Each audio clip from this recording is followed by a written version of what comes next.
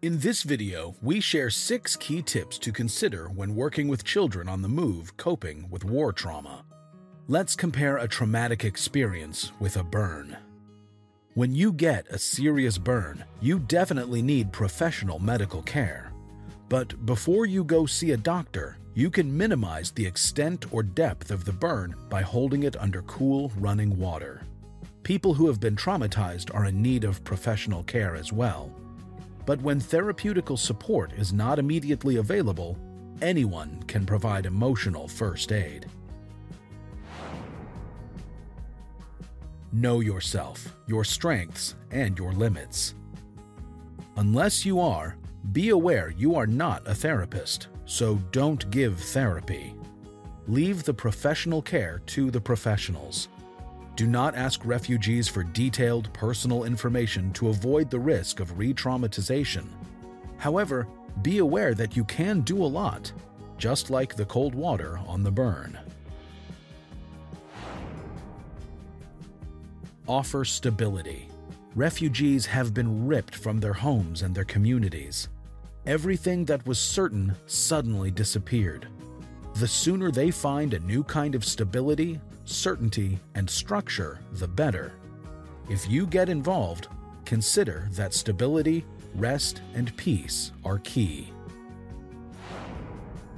Be trustworthy. Earn the children's trust. Understand that it's not easy for these children to trust someone they don't know when they have just escaped a crisis caused by somebody they don't know. Go slow. Always follow the pace of the child and make sure the child feels at ease. Do not overpromise and give importance to small and little steps. Be ambitious but realistic. Be empathetic. Children who have experienced war and who are on the move have a totally different perspective.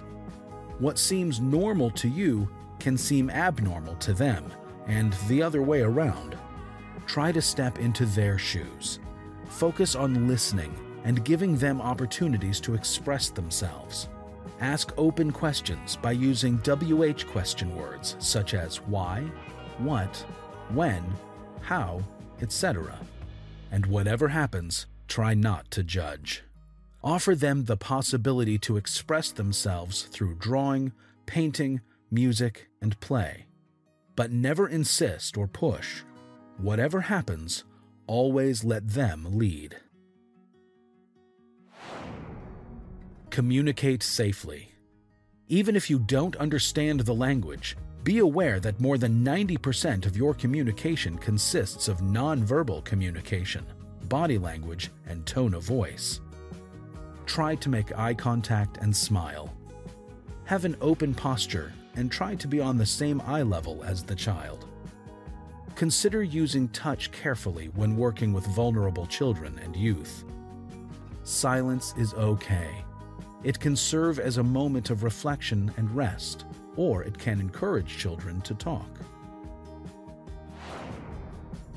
Use the power of play. Play is key for children in crisis. To play it out is the most natural and self-healing process for children. Any game can be therapeutic, and many children process traumatic experiences through play. Play can be cathartic as it can help them to work off pent-up emotions and find relief for past frustrations through their imagination. Play is an important children's right and a safe way of learning. By playing, you stimulate the physical, emotional, cognitive, and social development of children. Take a look at our web platform, Street Smart Play, to find games to play with children on the move.